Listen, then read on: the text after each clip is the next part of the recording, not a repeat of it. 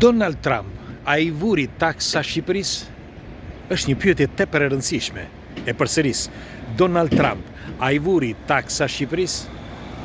Dhe tani do të bëj pyetjen tjetër, pastaj do t'ju them një studim që kam bërë kohët e fundit, personal.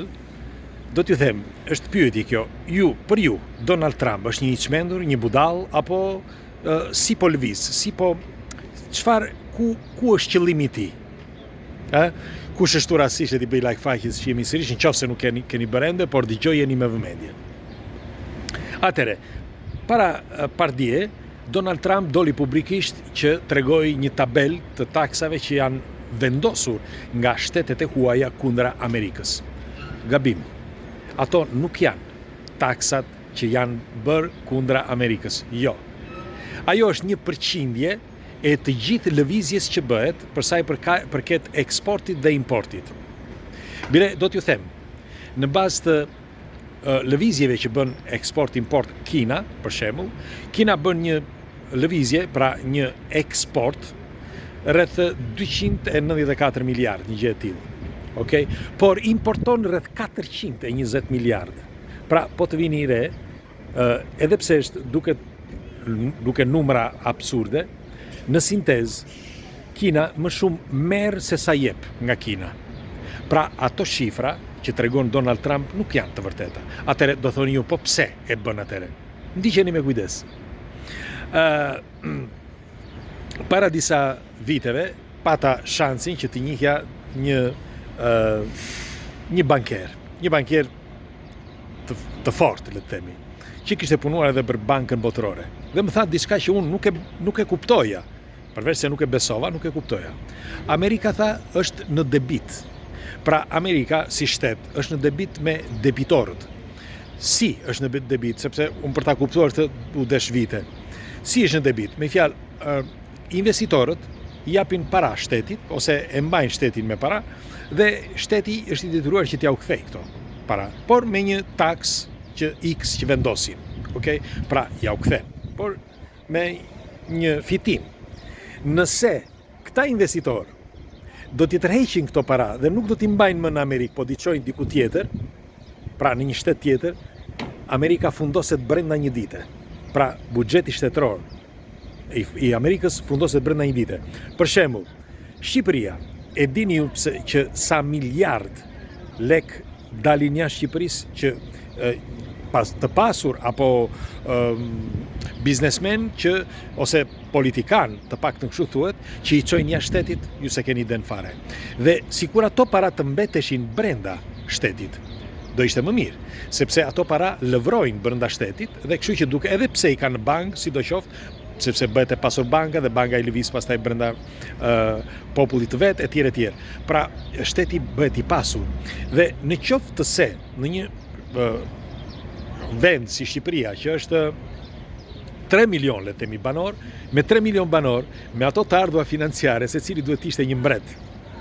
Dhe ju do thoni tani, po mirë, Trump çfarë po bën? E thjesht. E gjithë ajo që po bën Trumpi, për mendimin tim, është një lojë. Pra, lojë që zihet me Zelenskin, lojë që është kundra Evropës, lojë që acarrohet. Pse?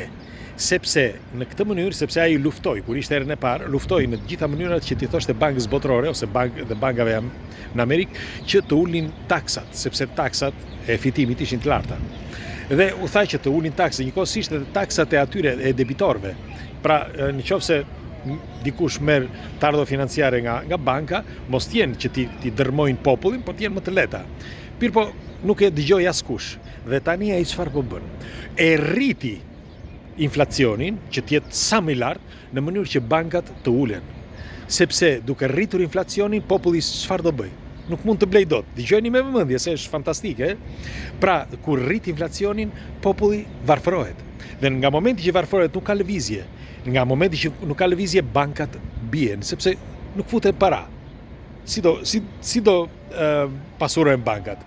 Nga ai moment ai fillon dhe në momenti që ka ulur pasurinë të pasurve dhe të bankave, ai pastaj nga ai moment do bëj që populli, me fjalë do uli çmimet në mënyrë që populli të jetojë në mënyrë të denjë.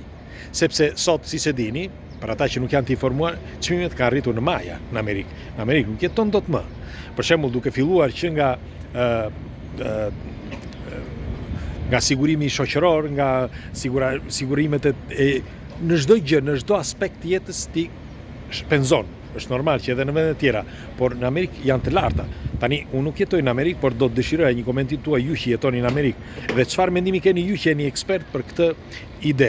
Nëse është me të vërtetë kështu si ishte mund, pra që Trump po bën ç'është e mundur që të rrisi inflacionin në mënyrë që me kalimin e kohës të marrë të ardhurat financiare të pasurve, sepse normal, duke mbajtur ata të ardhurat, duke mos lëvizur më, ato rrëzohen gjithmonë më shumë dhe bëhet më i fuqishëm shteti dhe populli. Dhe nga ai moment ul pastaj të gjitha çmimet që të rrinë në një nivel pothuaj të njëjtë të gjithë. Pra do të dëshiroja një komentin tuaj. Ju si mendoni, kush kupton nga financa? Mund të jetë kështu? Nëse është kështu, atëherë për mendimin tim Trump është një gjeni. Është një gjeni sepse edhe ai ka qenë në mes të kësaj, sepse kur ishte ai përpara se të ishte president, edhe ai ishte një nga oligarkët e këtyre bankave që nuk donte të urte çmimin. Kështu që tani ka kuptuar që populli po lëngon dhe ka ardhur momenti që populli, sepse populli e bën të pasur një vend, populli të mban, populli të ka votuar, populli mban vendin, populli nëse një luftë nesër të mbron etj etj. Kështu që unë mendoj që ai përveç se është njeri i zgjuar, një gjeni, por e do dhe popullin dhe kërkon që ta rimbëkëm edhe një. Në fakt, fjalët e tij janë let's do America again. E bëjmë Amerikën edhe një herë ashtu siç ishte. Pra, e madhe që great again. Let's do American great again. Okej, shpresoj ta kam thënë mirë, ju si thoni. Ju flisni anglisht. Megjithatë, siç e thash, do dëshiroj një komentin tuaj sepse ky është një argument tepër i rëndësishëm, sepse prek të gjithë botën, sepse nëse rritet inflacioni, pra rriten çmimet, rritet inflacioni dhe rritet inflacioni, populli lëngon. Pra populli bëhet akoma më i varfër. Dhe ndaj ju pyeta, kundrejt Shqipërisë, a ka vënë taksa Trump? Si thoni? Do të dëshiroja një të prisja për komentin tuaj, po unë do them disa gjëra. Po sikur Amerika të ketë disa vende të rëndësishme që prodhon para në Shqipëri dhe nuk i intereson që të ose të vë taksa të larta në Shqipëri, ju do ta besonit. Megjithatë, pres tash komentet tuaj. Ka mes nesh edhe ekspert, ka nga ata që edhe i din këto, dhe kështu që unë do pres ato komentet tuaja dhe kalofshi një ditë të bukur dhe ju faleminderit që jemi prerë bashkë.